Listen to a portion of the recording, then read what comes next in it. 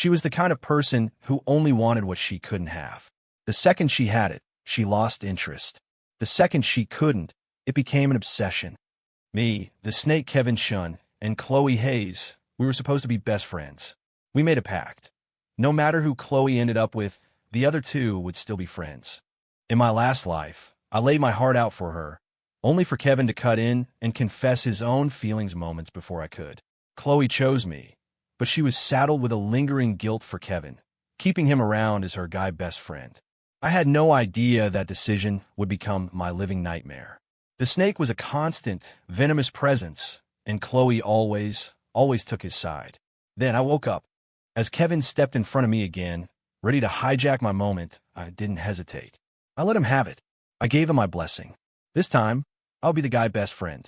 And oh, how sweet it is. The tables have turned. Now it's my turn to ask your girlfriend for favors, isn't it? After all, she's not my girlfriend.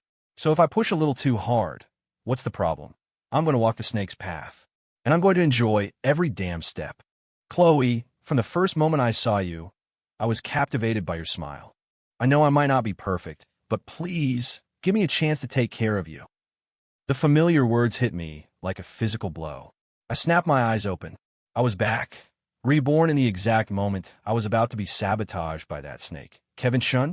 Chloe, my girlfriend from a past life, was standing in the middle of a heart I'd painstakingly laid out in rose petals on the rooftop bar. She wore a simple white dress that glowed in the city lights. And me, I was holding a bouquet of her favorite champagne roses. This scene, my pupils constricted, my heart hammering against my ribs. I recognized this soul-crushing memory instantly. Last time, right here, after I followed up with my own heartfelt confession, Chloe chose me. But in the same breath, she promised Kevin they would stay best friends. That single decision was the first thread in a tragic tapestry that eventually strangled the life out of all three of us. Leo, are you spacing out? Chloe asked, blinking playfully when I didn't move. Kevin had his say. What about you? Is there something you wanted to tell me? A few of our coworkers who had gathered to watch started egging me on. Go on, Leo. Tell her how you feel. My gaze drifted past her to Kevin, standing just behind her shoulder. He wore a mask of nervous tension from his big speech, but deep in his eyes, I saw it, a flicker of defiance, a glint of someone ready to enjoy the show. He knew Chloe and I were on the verge of something real. This was a calculated move, designed purely to screw with me. Huh! A cold laugh echoed in my mind. Every memory came flooding back with pristine clarity. Chloe's fatal flaw of romanticizing what she'd lost, her endless, infuriating defense of Kevin out of some misplaced guilt, Kevin's constant, insidious sabotage, and my own pathetic, tragic end. This time, I wouldn't give either of them the satisfaction. A wry smile touched my lips. As Chloe watched in stunned silence, I walked straight past her, right up to Kevin, and shoved the bouquet of champagne roses into his bewildered arms. Me? I shrugged, my voice casual. I was just helping Kevin set up. Moral support. I clapped him on the shoulder, then turned to a completely frozen Chloe, my smile widening as I announced to the small crowd. Congratulations, you too. A storybook ending. For a second, the entire rooftop went silent. Chloe was speechless. Kevin was floored. He had a whole arsenal of manipulative, pity-me lines ready to deploy after my confession, and now they were all useless. He stood there clutching my flowers, not knowing whether to hold on to them or drop them, his expression a comical mix of shock and confusion. Wait, no, Leo, Chloe stammered, her composure crumbling. All of this, you set up, wasn't it for, this? I gestured vaguely at the rose petals and the fairy lights I'd strung up. Yeah, I did it for Kevin. He's my boy, Had to help him make a good impression. I looked back at Kevin. What do you think, man? Did I set the stage right or what? A wave of pure joy washed over Kevin's face. Yeah, man. It's perfect. Great. That'll be $250 for the supplies. Venmo me when you get a chance, I said. Right now, he immediately sent me $300. I nodded, satisfied, and turned my attention back to a pale-faced Chloe. He's a good guy, Chloe. You two take care of each other. And if he ever messes with you, I'll be the first one to knock him out. Without another glance at either of them, I gave a casual wave and walked away. The setting sun felt warm and real on my skin. From now on, I was the one writing the script. Game on. I was practically whistling as I left the rooftop bar. I hadn't gotten far when I heard hurried footsteps behind me. Leo. Leo, wait up. It was Chloe. What's up, Chloe? I stopped and turned, a friendly smile fixed on my face. Shouldn't you be with your new boyfriend? She came to a stop in front of me, her chest rising and falling, her face a mask of pure indignation, like I'd just stolen her wallet. Leo, what was that back there? That was me being happy for you guys. Kevin's had a crush on you for ages. He finally worked up the nerve to say something, and it worked out. As your friend, shouldn't I be thrilled? But you always. She started, her voice urgent. You were so good to me. You stayed up all night helping me study for my finals. You remembered every little thing I liked. You took care of me when I was sick. Was all of that, just as a friend, so you didn't notice, I thought. And you were happy to have two guys fawning over you. You knew I liked you, and you still let that snake manipulate the situation? Of course, Chloe. You're one of my best friends. Isn't that what friends do? Her expression faltered. The easy confidence she usually wore cracked, and for a moment, she just looked lost. I felt nothing. It was almost funny. Just friends. Yeah. I countered. You don't think so? She just stood there, her eyes darting around as if searching for an answer. I just thought. She trailed off, unable to finish. You thought what? I chuckled, shaking my head. Chloe, are you saying friends can't care about each other? That's a dangerous way to think. Kevin might get jealous. The light in her eyes completely dimmed. She looked down at the sidewalk. So what about what I said before? That no matter who I ended up with, the other one would be my guy best friend. Of course, I said, my tone deadly serious. I'll always be your best friend. Always have been. Always will be. Your best guy friend. Are you kidding me? If I didn't take that role, this whole rebirth would be a waste. Chloe looked up, her expression a mess of conflicting emotions. She opened her mouth to say something, then closed it again. Hey, don't overthink it. I reached out and patted her shoulder like a bro. Go on back. Kevin's waiting for you. It's not a good look to leave your brand new boyfriend hanging. With that, I turned and walked away, not giving her another chance to argue. She didn't follow me this time. The sun was perfect. The breeze was light. I took a deep breath of free air, and my soul felt like it was soaring. Enjoy the love I gifted you, Kevin. And Chloe, get ready to learn a hard lesson. You always want the one you can't have. This game is just getting started. Not long after I got home, my phone buzzed. A message from Chloe. Leo, I'm sorry if today was awkward. Are we really going to be able to be like we were before? I let out a short, sharp laugh and typed back. Of course we are. We made a pact, remember? Best friend for life. Don't sweat it. Seeing you and Kevin together genuinely makes me happy. After sending it, I ignored any follow-ups and immediately created a new group chat on WhatsApp. With a wicked sense of humor, I named it the Three Musketeers. Then, I added Chloe and Kevin. The moment the group was created, Chloe sent a single question mark emoji. I typed out a grand welcome message. Let's hear it from my two best friends finally getting together. This group is now officially founded to protect your love and provide the most dedicated relationship consulting services on the market. I tagged Kevin. At Kevin Shun, you better be good to her, man. Otherwise, you'll have me to answer to. Chloe replied with a blushing emoji. It took a while for Kevin to surface. When he finally did, it was with a terse K. I could practically feel his suspicion and resentment through the screen. I didn't care. I immediately started dropping links into the chat like a seasoned pro. At Kevin Shun, check this out. Top 10 most Instagrammable spots for couples. Take Chloe this weekend. Heard this new tapas place has an amazing vibe for a date night. The new rom-com just dropped and it has great reviews. I already bought you 2 tickets for Saturday night, screenshot attached. You're welcome. I was playing the part of the overly enthusiastic, borderline obsessive wingman who was living vicariously through them. Chloe's replies were full of gratitude. Leo, you're the sweetest. Finally, Kevin couldn't take it anymore. A private message from him popped up. Leo, what the hell is your game? You're doing this on purpose. I could almost hear his teeth grinding. What game? I messaged back. I'm helping you, dude. Girls like effort, romance. I'm giving you the playbook. You should be thanking me. I don't need your help. He shot back instantly. TSK. I sent a head-shaking emoji. No good deed goes unpunished, I guess. Fine, I'll stop. Let Chloe think you're just some boring guy with no imagination. That clearly hit a nerve. The typing bubble on his end appeared and disappeared for a solid minute. Finally, he spat out a single sentence. Do whatever you want. I put my phone down and hummed a cheerful tune. See how fun this is. The more generous and helpful I appear, the more on edge Kevin becomes. He can't call me out because everything I say is from a moral high ground of a supportive friend. And Chloe, she's obviously touched by my selfless dedication, which only makes Kevin's sullen silence look petty and ungrateful. The Three Musketeers was the stage I built just for them. And on this stage, I would play the role of the perfect guy best friend, slowly feeding Kevin back every single toxic trick he ever pulled on me. This was just the appetizer.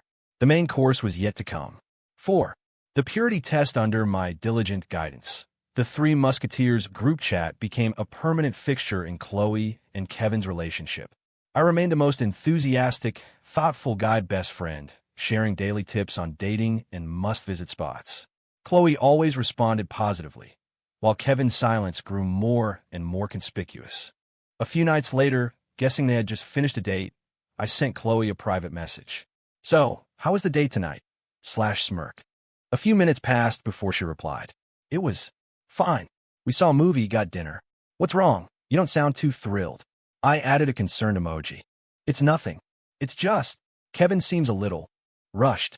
I sent back a question mark emoji. Rushed how? You know, with physical stuff. He kept trying to hold my hand, and tonight, he tried to kiss me. I just feel like it's too soon. It made me uncomfortable, so I pulled away. A new development. I immediately sent a series of voice notes. Chloe, that is a completely normal way to feel. Listen to me, you did the right thing. You cannot let him think you're an easy win. Trust me, guys are all the same. The easier something is to get, the less they appreciate it.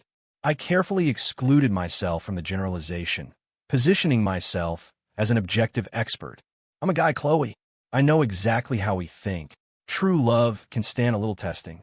If he really loves you, he will respect your boundaries, not just focus on what he wants. You need to make him understand that you're not just some girl he can rush into things with. He needs to earn your trust and your heart with patience and real effort. Chloe was silent for a moment. You're right. I felt like it was too fast, too. But I don't know how to say no without sounding like a prude. What's so hard about it? I offered a solution. Just be direct with him. Tell him you want a probationary period. Say, 3 months? Tell him that for the next 3 months, you two need to build a deeper emotional connection. No hand-holding, no kissing, nothing like that for a while. If he can't even handle that, then his feelings for you are pretty cheap, don't you think? 3 months? Isn't that a little long? She asked, hesitant. Long. I countered immediately. You're talking about the rest of your life. What's 3 months? This is the perfect way to see if he's serious about you. Chloe, you deserve the best. You deserve someone who will cherish and respect you. Don't sell yourself short. My speech was a masterclass in, I'm just looking out for you. It clearly worked. Okay, Leo, you're right. I can't just go along with it. I know what to do now. Thank you, Leo. You always know exactly what to say. Reading that last line, you always know exactly what to say. A mocking smile spread across my face. Of course I do. As expected, it wasn't long before I got the victory report from Chloe. She had successfully implemented the 3-month probationary period, forbidding any physical intimacy beyond what was appropriate for friends. I could just imagine the look on Kevin's face when he heard that little decree. I put down my phone, feeling a deep sense of satisfaction. This was only the beginning. Enjoy your new, pure love journey, Kevin. I tailored it just for you. 5. Sunset Ridge. In the following days, Chloe would still share snippets of her life in the Three Musketeers chat. Kevin would occasionally reply with a one-word answer. I knew he was stewing. Sure enough, that Friday night, Chloe messaged me privately, a hint of excitement in her tone. Kevin said he's taking me hiking at Sunset Ridge tomorrow. He said he has a surprise planned. Sunset Ridge? I raised an eyebrow and immediately opened my weather app. Just as I thought. The forecast for the Sunset Ridge area showed thunderstorms for the next afternoon. The perfect opportunity. Sunset Ridge is beautiful. He's got good taste. /smirk, but looks like the weather might be a little unstable tomorrow. Did he have a backup plan? Seems like a bit of an oversight. I replied. What? Rain, she messaged back, worried. My app says it's supposed to be sunny in the city. Mountain weather is unpredictable, I said breezily. Hopefully I'm wrong, and you guys have a great time. But you should probably pack an umbrella, just in case. Okay, thanks for the heads up. You're always so thoughtful. Thoughtful? Of course. After all, I came back with a strategy guide. The next afternoon, I timed it perfectly, driving out and parking on the side of the road, not far from the base of Sunset Ridge. The sky was already a bruised gray, and the wind carried the damp scent of an imminent downpour. Right on cue, a massive storm rolled in. I gave Chloe a call. Hey, it's starting to pour. How are you guys holding up? Her voice on the other end was strained with panic. Leo, it's really coming down, a total deluge. We're stuck halfway up the trail with nowhere to hide. Kevin went on ahead to. I could hear the rumble of thunder and Kevin's faint shouting in the background. Wow, really? Kevin just left you there to go do what? No, we want to try and buy an umbrella, Chloe explained. Never mind that. Tell me roughly where you are. I interrupted. I'm actually nearby for a work thing. I'm coming up to get you. After hanging up, I grabbed the large black umbrella I'd brought, opened it, and started walking up the trail at a calm pace. It didn't take long to find them. They were a pathetic sight. Kevin was soaked to the bone, trying pathetically to shield Chloe with his thin jacket. Her dress was plastered to her skin, and she was shivering, a look of pure misery and annoyance on her face. Chloe, I called out, striding toward them. I held my umbrella over her head and simultaneously shoved another, still wrapped umbrella into Kevin's hand. Come on, let's get you down the mountain. My car's right at the bottom. The moment Chloe saw me, her eyes welled up, and she instinctively moved closer to my side.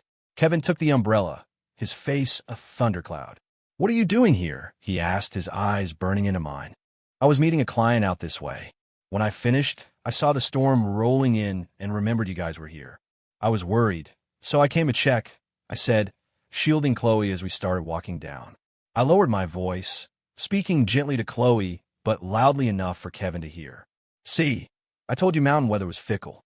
Some people don't even think to check the forecast. How's he supposed to take care of you if he can't even do that? Chloe tensed up. Leo, don't say that. It wasn't Kevin's fault. Doesn't matter whose fault it is. My best friend is miserable, and that's not okay, I retorted. Kevin's knuckles were white as he gripped the umbrella I'd given him. His chest heaved, but he couldn't say a word. What could he say? Accuse me of showing up to save the day? Any argument would just make him look weak and petty. I helped Chloe into the passenger seat of my Jeep, carefully buckling her seatbelt and handing her a dry towel I'd brought along. In the rearview mirror, I saw Kevin's face, dark and dripping, his eyes locked on me with pure hatred. I offered a small, knowing smile and focused on the road ahead. After the Sunset Ridge debacle, Chloe's posts in the Three Musketeers group chat became less frequent. Kevin went completely silent. I knew that storm hadn't just soaked their clothes. It had extinguished the tiny spark of hope Chloe had for their pure love journey. It was time to introduce a new stimulus. That weekend, I called her directly. Chloe, you free today? I want to take you somewhere fun. I promise it'll be better than getting caught in a rainstorm. She sounded lethargic, but she agreed. I didn't tell her where we were going, just to dress up a little. While I pulled up to Aura, the exclusive private kitchen known for its artistic tasting menus and a month-long waiting list, Chloe's eyes lit up. Oh my God, Leo, is this the place? I've been trying to get a reservation here for ages. The gloom that had been hanging over her vanished, replaced by genuine excitement.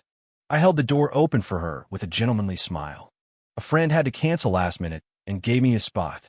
I figured you could use a pick-me-up after last week. The restaurant's interior was minimalist and elegant, each table feeling like its own private world. I ordered with confidence, explaining the inspiration behind each dish as it arrived. Chloe was captivated, taking pictures of almost every plate, her eyes wide with wonder and delight. This is how life should be, right?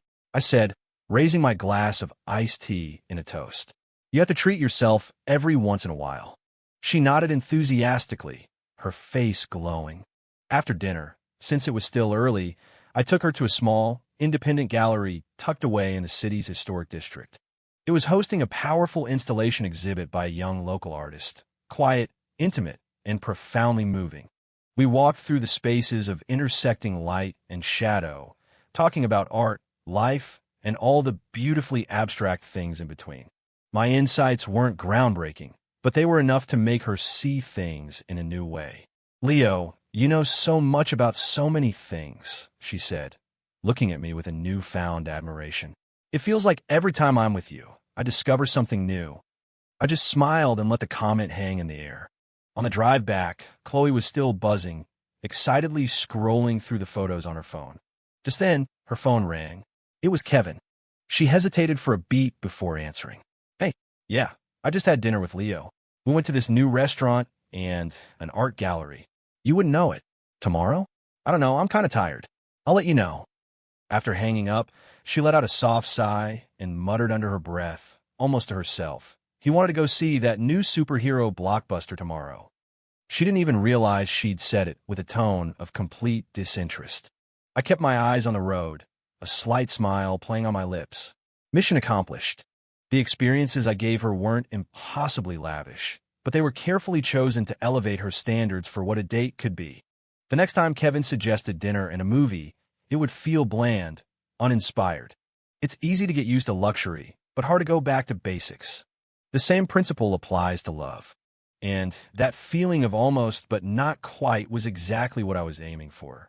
As for the cost, the dinner was pricey, but I considered it an investment. An investment I was sure Kevin would eventually repay with interest. The plan was working perfectly. Chloe and Kevin's phone calls grew shorter, and her voice dripped with an unconcealed weariness whenever she mentioned his name. It was time for a stronger dose. Kevin had managed to snag hard-to-get tickets for the amusement park, a big date planned for Saturday. On Friday night, just after 10, I sent Chloe a voice message. I made sure my voice was raspy and weak. "Chloe, you awake? I think I have a fever. There's no medicine in the house. I feel so weak.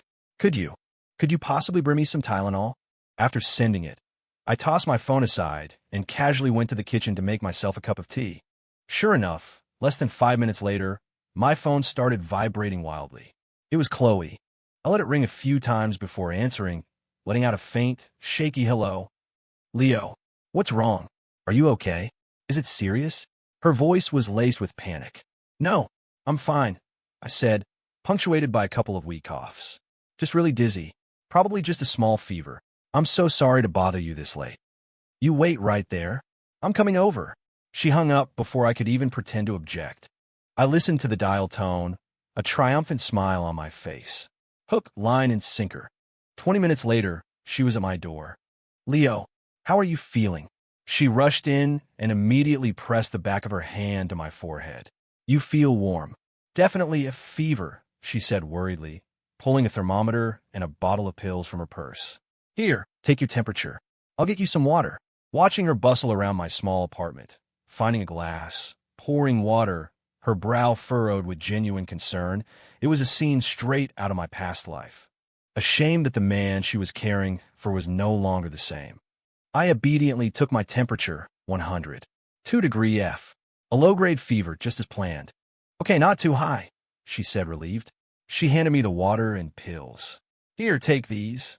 I took the pills from her, looking up with a weak smile. "Thank you, Chloe. I don't know what happened. I just suddenly really wanted to see you."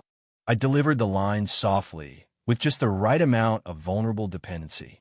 Chloe froze, a faint blush creeping up her cheeks. She met my gaze for a second before quickly looking away. Don't be ridiculous. You're sick. Just take your medicine and get some rest." Just then, her phone rang. It was Kevin. She glanced at the screen and immediately declined the call. "All right," I said, my voice full of apology. "You two have the amusement park tomorrow. I'm so sorry. I'm ruining your plans." "I'm fine, really. You should go home. Don't keep Kevin waiting." The more I pushed her away, the more determined she was to stay. "No," she said, shaking her head firmly. "You're sick like this. How can I leave? The amusement park can wait." As if on cue, Kevin called again. This time, she picked up her phone and shut it off completely. "There. Now you can rest without any interruptions," she said, forcing a smile. "I'll stay until your fever breaks." I leaned back on the couch, watching her move around my apartment, a placid calm settling over me. On the other end of that deadline, Kevin was probably losing his mind. His carefully planned date, ruined before it even began by a conveniently timed fever. And this was only the start. My dear friend, everything you stole from me, I will make you hand it back, piece by agonizing piece.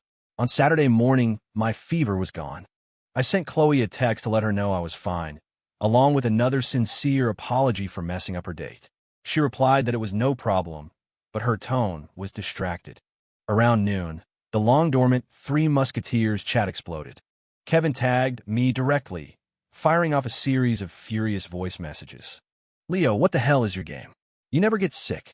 Why now? The one day we had plans for the amusement park. Chloe turned her phone off to take care of you. Do you have any idea how long I waited? How worried I was? Who are you trying to fool? Don't think I don't know exactly what you're doing. Every word was an accusation. Before I could even respond, Chloe jumped in. Kevin, that's enough. Leo was really sick. Why do you have to be so cruel? Cruel? Don't you see what he's doing? You can't be that naive. Kevin was clearly spiraling, his texts filled with rage. What kind of guy calls his friend's girlfriend for help in the middle of the night? He's a manipulative snake. The word snake, coming from Kevin's mouth, almost made me laugh out loud. The irony was just too rich. I took my time, composing a response that was the perfect blend of innocence and hurt. Kevin, how could you think that about me? I thought we were friends. I was really feeling terrible last night, and there was no one else I could call. I know I messed up your date, and I'm truly sorry. I've already apologized to Chloe, but I honestly didn't have any other motive. I just want Chloe to be happy. I want you both to be happy. Is that so wrong? The chat went dead silent. My performance of a wounded dove had left Kevin speechless. He was probably shaking with rage, completely disarmed by my faux sincerity. After a long pause, he finally managed to spit out a reply. Leo, cut the act. I immediately followed up, playing the victim. I thought you were my best friends. Why would you think so badly of me? If I did something to make you misunderstand, just tell me. I'll change, I promise. Then, for the finishing blow, I used the classic line he had thrown in my face countless times in our previous life. Kevin, Chloe and I are just friends. Thinking anything else. Don't you think you're being a little insecure? That was it. A silent, fatal blow. The word insecure was the nail in his coffin. Chloe immediately came to my defense. Kevin, you've gone too far. Leo has done nothing but help us, and this is how you talk to him. I'm so disappointed in you. I think you're the one who's insecure. You need to calm down. Let's not talk for the rest of the day. And with that, she went silent. The group chat was a graveyard. I looked at my own messages, dripping with cloying sweetness, and put my phone down, completely satisfied. Payback's a bitch, isn't it, Kevin? How does it feel to be taken down by your own signature moves? The seeds of doubt after I turned the tables on Kevin in the group chat. He was left completely on the defensive. Chloe initiated a cold war with him. I knew the time was right. Feeling any better? Want to grab a coffee and talk?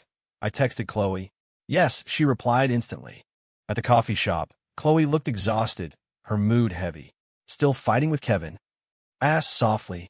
She sighed, a wave of frustration washing over her. Leo, I don't get how he became like this. He doesn't trust me at all, and the things he said about you. After you've done nothing but help us. I met her gaze, my expression gentle and focused, making her feel like the most misunderstood person in the world. Then, I let out a soft sigh of my own and began my performance. Chloe, don't be too hard on him, I said, my tone sincere as I seemingly defended him. He's probably just scared of losing you. Chloe looked up, confused. Sometimes, when people care too much, it comes out the wrong way. I continued slowly. He's afraid, so he's acting possessive and lashing out at me. Your guy best friend? It sounded like I was making excuses for Kevin, but in reality, I was painting him as insecure and controlling. Chloe's brow furrowed. I leaned in slightly, pressing my advantage. I've always believed that real love isn't about possession. It's about wanting the other person to be happy, even if the person by their side isn't you. I looked directly into her eyes, my voice laced with hypnotic suggestion. If I really had other intentions, why would I have pushed you towards him in the first place? Her eyes flickered. I had her. So, I sighed again, feigning a deep sadness. I think maybe he just doesn't understand what real love is. That line was a splinter, designed to lodge itself deep in her mind. Then, I changed tactics, my gaze turning distant, my voice tinged with loneliness. Maybe I'm the only one in the world who truly understands you, the only one who just wants you to be happy. I delivered the line slowly, making sure every word landed. Chloe's head snapped up, her eyes a chaotic mix of gratitude, hurt, and the panicked recognition of a hidden truth. A blush crept up her cheeks, and she quickly broke eye contact. "Leo, don't say that," she whispered, completely flustered. I knew the seed had been planted. After all, she had been interested in me from the start, maybe even more so than Kevin. My sudden withdrawal had only amplified her resentment toward Kevin, the one who had inadvertently cost her the better option. It was a perfect, calculated move designed specifically for her personality. In the days that followed, I subtly reinforced these ideas. When Kevin was busy with work and slow to text back, I'd comment, "It just seems like you're not his first priority." When he tried to apologize for his outburst, I'd say, "I just don't think he'll ever be able to understand a purely platonic friendship like ours." When Chloe mentioned something nice Kevin had done, I'd offer a placid smile and say, "I hope he's finally starting to get it." My words were like water torture, slowly eroding the already crumbling foundation of her faith in Kevin. I watched as her gaze shifted from annoyance to scrutiny and finally to contempt. And the way she looked at me, with more and more trust. The framework was in place. The manipulation was taking root. This was about more than just winning an argument. This was about dismantling him from the inside out. At the end of their 3-month probationary period was approaching. For days, Kevin had been dropping hints on his social media, vague posts about a big surprise in the works and counting down to a special day. He was clearly planning a grand gesture to win Chloe back. Even though Chloe was still angry with him, you could tell she was a little curious. A girl's weakness for romantic effort. The night before their anniversary, she messaged me, "Leo, what do you think Kevin is planning? He's been so secretive." I smirked at the screen. I knew Kevin's playbook inside and out. Through a mutual friend, I found out that Chloe had recently mentioned wanting a star projector for her room. Kevin's big plan was to take her to a scenic overlook outside the city and surprise her with a cheap, artificial night sky. Tacky and utterly predictable. "He sounds like he's really trying," I texted back. "He's probably got something super romantic planned." /smirk, "Don't worry. I'm sure he learned his lesson." The next morning, Kevin tagged me in the group chat. "At Leo Vance, bro, do me a solid and don't make any plans with Chloe tonight. I've got something major lined up." "You got it. Total support. The anniversary is sacred. Need any help?" I replied enthusiastically. Kevin seemed pleased with my cooperation. "Nope. All taken care of. Top secret location. Just need you to lay low. I'll buy you a beer after." "You're the man." I praised him. Then I casually added, "By the way, isn't today the last day of that Monet in motion exhibit at the art museum?" I remember Chloe was bummed she couldn't get tickets. "Too bad you guys have plans. She would have loved it." I sent the message and immediately closed the app. Less than 30 minutes later, my phone rang. It was Chloe, her voice buzzing with excitement. "Leo, what you said about the Monet exhibit, is it really the last day? Are you sure it's the real stuff?" "Yeah," I said, pausing for effect. "They have a few of his smaller original canvases on display. I actually pulled some strings and managed to get 2 tickets. I was going to surprise you with them. But it's fine. Kevin has his big plans." "No, I want to go," she cut me off. "That exhibit is way more important than some secret spot. I'll deal with Kevin." "Are you sure?" I feigned reluctance. "I mean, Kevin went to all this trouble." "I'm sure," she insisted. "His secret spot can wait. The exhibit ends today. Leo, will you please take me?" Checkmate. I wasn't the one asking her out. His own girlfriend was choosing me over him. I suppressed a smile, my voice laced with a mix of resignation and affection. "All right, you win. But you have to be the one to tell Kevin." "Okay. I don't want him blaming me again." "If you're sure. I'll see you at the museum entrance at 2. "Yes. See you then." That afternoon, I met Chloe at the museum. She looked radiant in an elegant sundress, her face lit up with joy. The exhibit was stunning. The power of seeing the real brushstrokes up close was mesmerizing. Chloe was completely captivated, gasping softly at each piece and pulling me into quiet, intense discussions about them. We lost ourselves in a world of art, completely forgetting about the time and completely forgetting about a certain someone waiting at a top-secret location. It was early evening when we finally left the museum. Only then did Chloe seem to remember, pulling out her phone to see a dozen missed calls and a flood of texts from Kevin. She frowned and called him back. "Chloe, where are you? I've been waiting for hours. It's so windy up here. I already have the projector set up." Kevin's voice was a frantic mess. Chloe cut him off, her tone sharp and dismissive. "I'm at the art museum. You could just play with it yourself. I'm tired. I'm going home." She hung up before he could even reply. She took a deep breath and then smiled at me. "Come on, Leo, I'm starving. Let's get something to eat." I smiled back and opened the car door for her. In the car, Chloe excitedly posted to her Instagram story, carefully selecting the best photos from the day. There were several shots of the paintings, and one candid photo I'd taken of her face tilted in thoughtful absorption as she studied a canvas. She wrote the caption, "The best anniversary gift is art that touches your soul. Thanks to the one who gets me." And she tagged me. Within minutes, the likes and comments started pouring in, all from friends gushing about how romantic it was that she got to see such an amazing exhibit with someone who gets her. I could only imagine the expression on Kevin's face, standing alone in the cold wind on some hill, staring at his stupid star projector as he scrolled through his phone and saw that post. His tacky surprise, completely and utterly upstaged. Chloe's Instagram story, with its pointed caption and my tag, set off a firestorm of speculation among our friends. When someone commented asking who the one who gets me was, she simply replied with a sly emoji. No confirmation, no denial. That ambiguity was a statement in itself. One night that weekend, I invited her over to watch a classic romance movie. Halfway through, the main characters shared a passionate, rain-soaked kiss. Chloe, curled up on the couch with a pillow, let out a soft, troubled sigh. "What's on your mind?" I asked gently. She seemed embarrassed. "It's nothing. I feel kind of nervous." "Nervous about what?" "It's just," she bit her lip, "thinking about, kissing Kevin. It feels weird. I don't want to. The thought of it kind of freaks me out."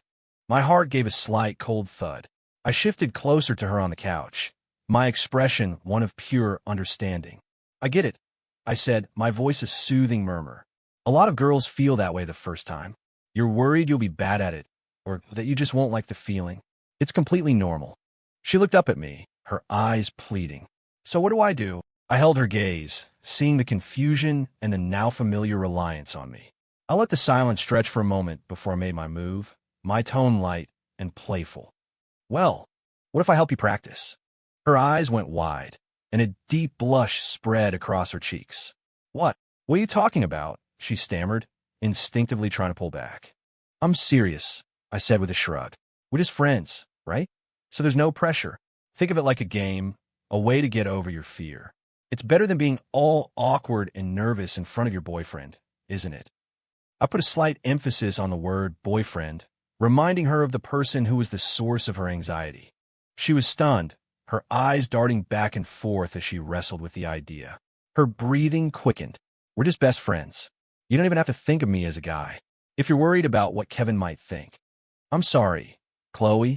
I forgot you even had a boyfriend. We should just forget it," I said, starting to pull away. That was the trigger. Her hesitation vanished, replaced by a flash of defiance. "Forget him," she said, her voice firm. "This is our friendship. Your idea is to help him in the long run. I'm in." "Are you sure, Chloe?" "Don't force yourself. I really don't want Kevin to get the wrong idea. He'd better not. You're my guy best friend. If he can't handle that, then he has no business being my boyfriend." "But Kevin, why are you being so difficult?" I said. "It's fine. Then, I'm coming in. MHM." She was mine. I leaned in. It was a clinical kiss, devoid of emotion, but full of technique. I kept the pace slow, guiding her, showing her that a kiss didn't have to be scary or unpleasant. It could even be enjoyable. After a long moment, I slowly pulled back. Chloe's eyes were still closed, her chest rising and falling rapidly, her cheeks the color of ripe strawberries. It took her a few seconds to open them. When she did, her gaze was hazy, and she couldn't quite look at me. "So?" I asked with a smile. Still scared, she opened her mouth, then closed it, shaking her head slightly as she looked down her lap. I knew, with absolute certainty, that something between us had fundamentally, irrevocably changed. After the practice run, an unspoken, simmering tension settled between Chloe and me. Her eyes followed me with a new kind of dependence, a mix of shyness and the thrill of a shared secret. We never mentioned the kiss, but the boundary had been crossed. And once a boundary is crossed once, it's easier to cross it again. She could just tell herself it was a game between friends, all for Kevin's benefit. Kevin, meanwhile, was slowly clawing his way back from the anniversary disaster, trying to get in touch with Chloe. But every one of his invitations was met with a polite excuse. She'd rather stay at my place, watching a boring movie or listening to me talk about things she didn't understand. And, of course, occasionally practicing. Kevin wasn't an idiot. Her blatant avoidance set off alarm bells. One evening, Chloe was in the shower, her phone lying on my couch. A series of messages from Kevin lit up the screen. "Chloe, can we please talk? What's going on with you lately? Why are you always with Leo? Did he say something to you?" I didn't touch her phone. I just let the messages sit there. When Chloe came out of the bathroom and saw them, she scowled and immediately typed back, "What is wrong with you? Stop being so paranoid." She tossed the phone aside and vented to me, "I don't know what's gotten into Kevin. He's so suspicious all the time. It's driving me crazy." I hid my cold smile, my expression one of deep concern. "Do you think maybe he's under too much stress? Maybe it's affecting him?" "You know." I tapped my temple meaningfully. Chloe stared at me for a second. Then a look of dawning comprehension crossed her face. "Who knows?" she said impatiently. "He's so paranoid and annoying. I think he's just a miserable person who assumes everyone else is as shady as he is." Perfect. His legitimate suspicions were now reframed as a sign of mental instability. A few days later, I ran into Kevin. It was obvious he'd been waiting for me. His eyes were dark and stormy. "Leo, let's cut the crap," he said, blocking my path. "What's it going to take for you to leave her alone?" I looked at him with wide-eyed confusion. "Leave? Oh, yeah. I actually have a business trip in a few days." "Why do you ask?" "Don't play dumb. You know what I'm talking about." "I'm talking about Chloe. You're obviously." "Kevin," I interrupted him, my face serious. "I think you really need to take a break. Or maybe talk to someone. You haven't been yourself lately. Chloe and I are best friends. Everything I do for both of you." I clapped a hand on his shoulder, my voice dripping with false sincerity. "Don't overthink things, man. Just focus on being good to Chloe. That's all that matters." Then I walked away, leaving him standing there with a look of choked, impotent fury on his face. For Chloe's mom's birthday, her family threw a small party at their house. As the official boyfriend, Kevin was, of course, invited. I timed my arrival perfectly. I showed up at their door holding a beautifully arranged bouquet of carnations and a gift that was understated but screamed good taste. Chloe's face lit up with surprise and delight when she saw me. "Leo, what are you doing here?" I held up the gifts with a smile. "I heard it was your mom's birthday, and I was in the neighborhood. I figured I'd drop by to say hello and wish her a happy birthday. I hope I'm not intruding." Her mom, hearing my voice, came to the door, her face immediately breaking into a warm smile. In a past life, she had always adored me, thinking I was stable and reliable. "Leo, come in, you sweet boy. You didn't have to bring anything." She pulled me inside enthusiastically. Her warmth was in stark contrast to the polite but cool greeting she'd given Kevin, who was standing awkwardly to the side, holding a generic fruit basket. Kevin's face darkened when he saw me, but he was trapped. Throughout the dinner, I was the perfect guest, charming, witty, and making Chloe's mom laugh constantly. I served her food, engaged her dad in a conversation about current events, and generally acted like the perfect, thoughtful son-in-law. Kevin, meanwhile, was completely out of his depth, unable to get a word in, and resigned to silently eating his food. After dinner, as everyone was having tea in the living room, I found my moment. I sat down next to Chloe's mom and started making casual conversation. Then, I let my smile fade, adopting a look of troubled hesitation. "Mrs. Hayes, there's something. I'm not sure if I should say anything." I began, lowering my voice conspiratorially. "What is it, Leo? You can tell me anything," she said, her maternal concern kicking in. I sighed, letting my eyes accidentally drift over to Kevin, who was fruitlessly trying to talk to a stone-faced Chloe. I'm just a little worried about Chloe and Kevin. His personality is a little. Her ears perked up. What about it? I probably shouldn't get into specifics, I said, looking conflicted. It's just that he seems very quick to get jealous and angry. Chloe and I have been friends for so long, but sometimes look, maybe I'm overthinking it. But he said some really nasty things the other day, just because Chloe did me a small favor. He made her cry. I stopped, letting my expression convey the perfect mix of, I'm only telling you this because I care, and I don't want to cause trouble. He did that. Her face grew stern. For older parents, a young man's character and temperament were paramount. Jealousy, immaturity, a hot temper. These were all major red flags. Please, don't tell Chloe I said anything, I urged, my voice full of sincerity. I just brought it up because I was worried. Maybe he's just young and needs to mature a bit. Hopefully, he'll grow out of it. She patted my hand, her expression hardening. I understand, Leo. Thank you for telling me. You're a good, sensible boy. A couple of days later, an indignant Chloe came to me to vent. I don't know what's wrong with my mom. She keeps telling me Kevin has a bad temper and isn't mature enough for me, and that I should seriously reconsider things. She said I need to find a man who isn't so insecure. He must have been so awkward at the party that he left a bad impression on her. I knew exactly what had happened, but on the surface, I just comforted her. Parents just worry a lot. Don't let it get to you. Chloe pouted. It's not just about his social skills. He really is that petty. It's so annoying. Seeing her growing frustration with Kevin, I knew my gambit had paid off. I had cut him off at the knees. Kevin probably still had no idea why. After doing nothing wrong, he had suddenly been condemned by her parents. 14. The perfect peacemaker. The birthday party incident pushed Chloe's opinion of Kevin to a new low. His repeated attempts to fix things were met with a cold wall, and his own frustration was reaching a boiling point. The explosion happened on a Friday night. My phone lit up with a furious back and forth in the group chat. Kevin, Leo, I am begging you, stop trying to ruin our relationship. Give me back Chloe. Chloe. Kevin, will you stop being so delusional? My issues with you have nothing to do with Leo.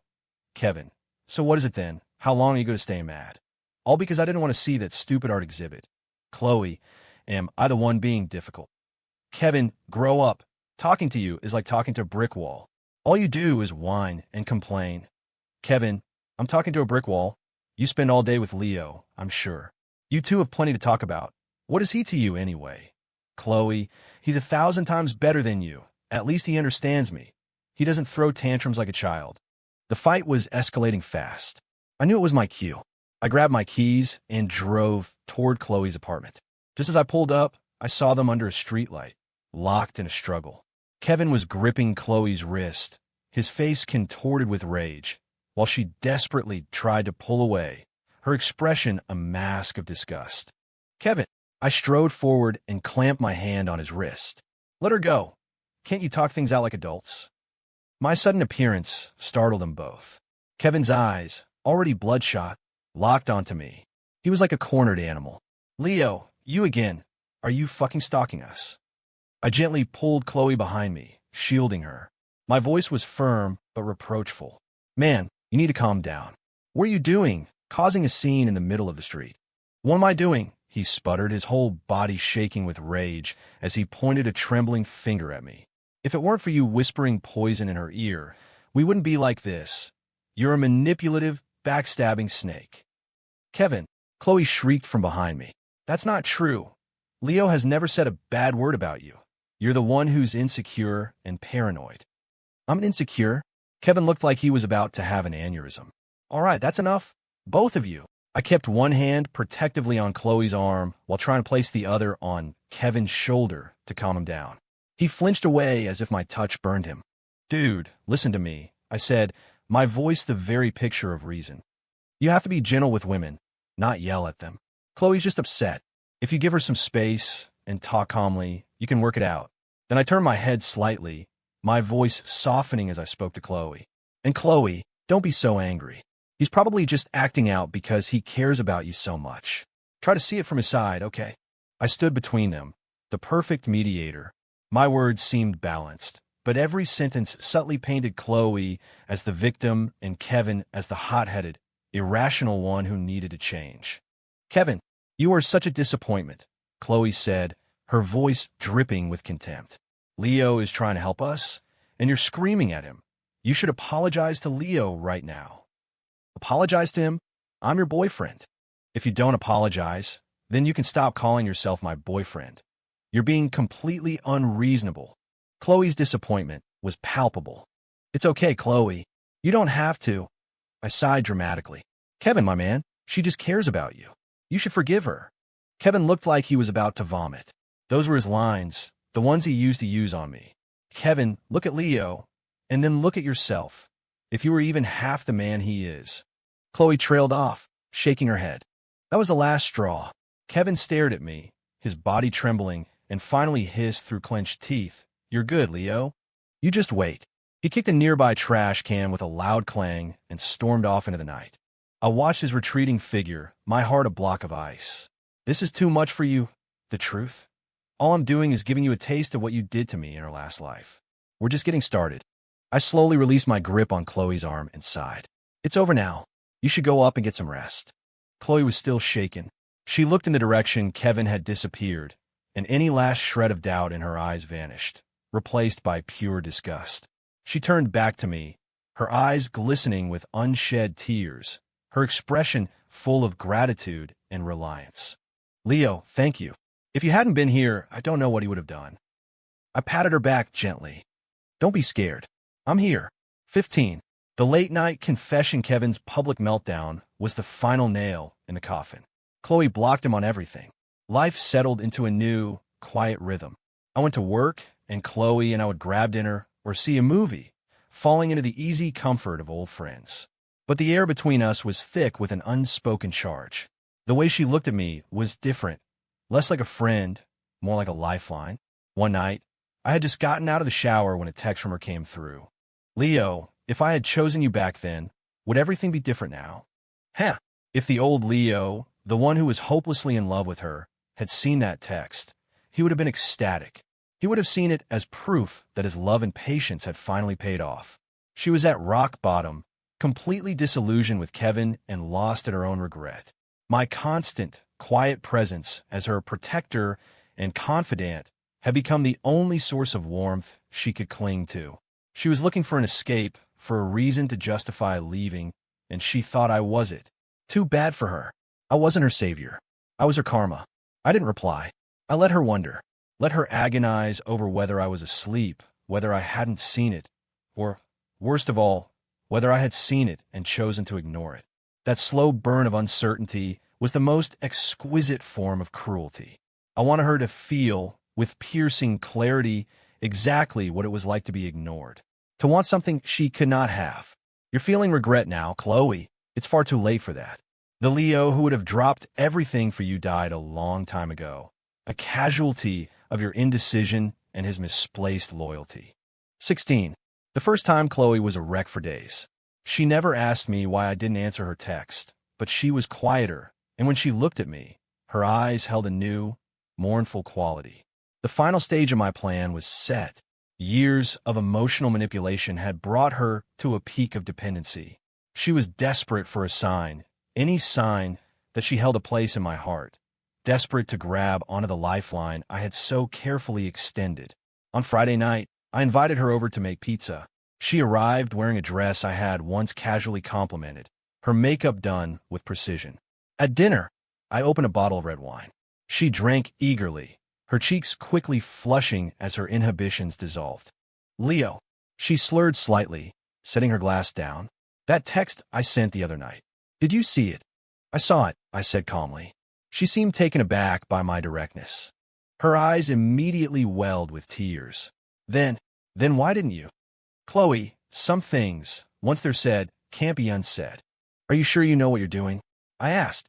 My question sounded like I was protecting her, but in reality, I was shifting the entire weight of the decision onto her shoulders. "I'm sure. I've been sure for a long time." She choked out. "It's over with Kevin. I regret it so much, Leo. I regret not choosing you from the very beginning." She stood up and stumbled over to me, grabbing my arm, her eyes pleading through a film of tears. I know I have no right to say this now, but you're the only one I've ever wanted. It's always been you. I looked at her, at this pathetic, beautiful mess, and felt absolutely nothing. The time was right, and so, I want to give myself to you. Right now. Leo, please take me. I want this more than anything. She closed her eyes, stood on her tiptoes, and pressed her trembling lips to mine. This was no practice run. The net was closing. I scooped her into my arms and carried her to the bedroom. Throughout it all, my mind was perfectly clear. I watched her lose herself in passion, heard her whisper my name over and over like a prayer, telling me she loved me. When it was over, she lay limp in my arms, her face streaked with tears but glowing with a kind of delirious satisfaction. She clung to me tightly, and I knew, with chilling certainty, that I had won. The woman Kevin had dreamed of, the woman he had ruined my life to get closer to, had just willingly given me the one thing he coveted most. And I had never once even told her I liked her. This was the ultimate revenge. I gently brushed the damp hair from her forehead and kissed it softly. "Go to sleep," I said. She curled against me and drifted off, a faint, happy smile on her lips. 17. The price of a bride. After we slept together, Chloe cut all final ties with Kevin. She was radiant, glowing with the secret joy of a woman in love, even though we had never defined what we were. But Kevin wasn't ready to give up. After a period of silence from Chloe, his family made a formal move, contacting Chloe's parents through a mutual acquaintance to propose an official engagement. "It's so annoying. Can you believe they actually had the nerve to propose?" Chloe fumed, and my mom is actually considering it, saying that at least his family is well off. I held her, stroking her hair as I calmly laid out the situation. "Your mom is just thinking about your future. Marriage is a big deal. But I don't want to marry him," she protested. "The only person I want is you." "I know," I soothed. "But Chloe, this is also a perfect opportunity." "An opportunity?" "To test him, and to secure the best possible future for yourself," I explained, my voice low and persuasive. "His family is well off, right? Let's see how well off. Let's see what they're willing to pay for you. The engagement ring, the down payment on a house, a new car, these aren't just things, Chloe. They're a measure of your value to them. It's about how much they respect you." I looked into her eyes, my tone serious. "You need to make your parents understand that you deserve the absolute best. You need to demand the highest level of financial commitment, the most extravagant wedding they can possibly afford. This isn't about being materialistic. It's about making the Chun family understand that marrying you is a privilege, one they have to earn with a serious, undeniable show of commitment." My words were perfectly crafted to sound like I was her greatest champion, fighting for her best interests. Her eyes began to shine with a new, steely resolve. He was right. After everything she'd been through, didn't the Chins owe her? If she was going to be forced into this, a prospect she still hated, why shouldn't she get the best deal possible? "You're right, Leo," she said, her fists clenching. "I'm going to go talk to my parents right now. We demand top-tier everything. If they can't meet our terms, the engagement is off." And then, she added, a hopeful glint in her eye, "The reason the wedding is off is their fault. And I'll be free to marry you." She stormed off to present her case. As I predicted, armed with my guidance, her parents' stance hardened. What started as disapproval of Kevin's character transformed into a demand for material compensation for their daughter's trouble. The Chun family, who had assumed their financial stability would make this a smooth process, were blindsided by the exorbitant demands, which far exceeded anything they had anticipated. Can you believe it? Kevin's mom called me a gold digger. She said my family was selling me. Chloe complained to me later, furious. "That just shows you how little they're truly willing to sacrifice for you," I said calmly. "If they're not willing to invest in you now, how can you expect them to treat you well in the future?" Ultimately, faced with the Hayes family's unyielding position and unwilling to lose face by backing out a marriage they had already invested so much in, the Chun family liquidated assets and emptied their savings to meet the top-tier demands. The engagement was, reluctantly, back on. Chloe felt no joy, only a grim sense of vindication. And me, in the shadows where no one could see, I smiled a cold, hard smile. "How do you like your wedding present, Kevin?" Not only did you marry a woman whose heart and body will never be yours, but you also bankrupted your family to do it. And this is just the interest payment. 18. The wedding night. 2 chapters condensed. After the engagement party, Chloe leaned her head on my shoulder, her eyes empty as silent tears tracked down her face. Her hatred for Kevin had reached its zenith. If it weren't for him, for this sham of a marriage, she could be with the man she truly loved, and the man she loved. She turned her head to look at me, calm and collected, and her heart ached with guilt. She felt she was doing me a great injustice, forcing me into the shadows. "Are you angry?" she asked me. "I'm furious right now," I replied, playing my part as I looked into her hopeful eyes.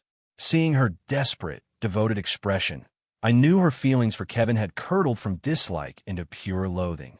Her every action now was a form of revenge against him, which was exactly what I wanted. On their wedding night, Kevin was carried in by his groomsmen, roaring drunk, and collapsed on a bed. Chloe stood over him, her expression icy with disgust. She walked to the bed and sneered. "You want to touch me? In your dreams. I belong to him now, inside and out. Every part of me is marked by him." She calmly took a small pair of scissors from her purse, pricked her fingertip, and squeezed a few drops of blood onto the pristine white sheets. Then, she struggled to pull off his jacket and shoes, mussed up his hair, and created the illusion that they had consummated their marriage. In her heart, she made a silent vow. "My body and soul will only ever belong to you, Leo." Then she picked up a pillow and walked to the guest room, locking the door behind her. The next morning, Kevin woke up with a searing pain across his back, as if it had been scrubbed with steel wool. He got dressed and saw Chloe at the bathroom sink. "Chloe, last night, you were an animal. You tore my lingerie," she said, gesturing to a pre-ripped slip she'd laid out. She also showed him the bruises on her arms, which she had made herself, and pointed to the scratches on his back, which she had inflicted with a coarse bath brush while he was passed out. "What? I'm so sorry, Chloe. Tonight, Tonight," she scoffed. "Give me a few days. You gave me a panic attack last night." "Oh, okay. I'm sorry."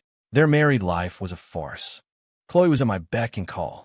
Day or night, a single text or call from me, and she would find an excuse to leave, shopping, a spa appointment, meeting a friend, or she'd just walk out without a word. Kevin tried to be patient at first, but watching his new wife drop everything for another man, again and again, the humiliation and rage began to consume him. The breaking point came late one night when Chloe got a call from me and started to get dressed. Kevin shot up from the couch and grabbed her wrist. "You're going to him again?" His eyes were bloodshot. "Chloe, I'm your husband. Have you looked at the time? Do you have any respect for me at all?" Chloe winced, tried to wrench her arm free. She looked at him with undisguised contempt. "Husband," she laughed, a bitter, mocking sound. "Besides throwing these pathetic, powerless tantrums, what exactly do you do? You're disgusting." "I'm disgusting?" He trembled with rage. "Look at yourself. Since our wedding night, have you let me touch you even once? You spend every waking moment running to another man. Who's the disgusting one here? You didn't even touch her on your wedding night, you fool. Don't you dare project your filthy thoughts onto my relationship with Leo." Chloe shrieked, her voice cracking with fury. "What we have is pure. He would never act like you, throwing a fit like a child." She ripped her arm from his grasp, grabbed her purse, and paused at the door. "I can't even stand to look at you. We're sleeping in separate rooms from now on. It'll be better for both of us." With that, she walked out, slamming the door behind her. Kevin stood frozen in the middle of the room. He had won the marriage, but lost everything else. He had the title, but he couldn't even touch the hem of his wife's clothes. A month later, Chloe sent me a picture, a positive pregnancy test. I stared at the screen, my pupils constricting for a fraction of a second. Then she called. "Leo, I'm pregnant." Her voice was a trembling whisper. "It's ours." "Okay, I know," I replied, my voice flat. "Leo." She sounded panicked. "Take care of yourself." "I'm busy," I said, and hung up before she could say another word. "Kevin, your wife is pregnant with my child. It's time to end this game." After Chloe got pregnant, her excuses to see me became even more legitimate. She claimed she had strange cravings that only food I made could satisfy. She also brought me some interesting news about Kevin. She had found a calendar in his office where he had circled a date a week in the future. Each day that passed, he would draw a large X over it. A countdown calendar. The plot felt strangely familiar. Was this some kind of tragic romance novel trope? A 7-day countdown until he dramatically disappears from her life? Oh, I asked, intrigued. How many days left? He circled a date a week out, Chloe recalled. He started yesterday, so that's 2 X's. 5 days left. 7 days. Of course. A cold smirk touched my lips. So he was living in a novel now? Don't worry about it, I said, setting down my glass of water. Let him draw whatever he wants, as long as he leave you alone. Chloe nodded obediently. She clearly had no interest in Kevin's bizarre behavior, and was just happy he was no longer bothering her. Her main concern was my reaction. Seeing that I was unfazed, she visibly relaxed. I decided I had to see Kevin's little countdown for myself. After all, it wasn't every day that fiction bled so dramatically into reality. When Kevin opened the door and saw me, his face immediately darkened. He blocked the entrance, refusing to move. Hey, Kevin, Chloe asked me to come over and help with something. I called out loudly. As expected, Chloe heard my voice and hurried to the door, a happy smile on her face. She immediately turned on Kevin. What are you doing? Get out of the way. Leo's here to help me move some boxes. Kevin's chest hitched. He shot me a venomous look, but finally stepped aside, his face a mask of cold fury. I walked into their home, and my eyes immediately landed on the calendar on his desk. 6 bold X's. The 7th day, today, was still empty. The final day. Chloe followed my gaze and rolled her eyes. See, that's what I was telling you about. He's acting like a total psycho. I just smiled and went about my business, openly flirting with Chloe and enjoying our easy intimacy right in front of him. The entire time, Kevin just stood in the middle of the living room like a statue, his eyes burning holes into me. Once we were done, Chloe wanted to give me a drink. I, as if suddenly curious, walked over to the desk and picked up the calendar. Kevin's composure finally shattered. What are you doing? Put that down, he yelled, lunging toward me. Chloe returned with a glass of water and glared at him. What is your problem? It's just a stupid calendar. What's the big deal if Leo looks at it? I turned to Chloe, dangling the calendar from my fingers. Hey, Chloe, look at this, I said with a theatrical laugh. He's a grown man, and he's still playing games like he's in some kind of cheesy Netflix drama, counting down the days with X's. I paused, then delivered the final blow. You don't think he's planning on leaving you, do you? How romantic. Boom. The words hit him like a physical force, tearing through his pathetic charade. His bloodshot eyes stared at me, filled with a storm of hatred and humiliation. He opened his mouth, but no sound came out. He spun around and stumbled out of the apartment, the door slamming shut behind him with a force that seemed to shake the walls. Chloe jumped, then her face hardened with disgust. What is wrong with him now? Leo, just ignore him, she fumed. Good riddance. He's been watching too many sad movies. He can't even tell what's real anymore.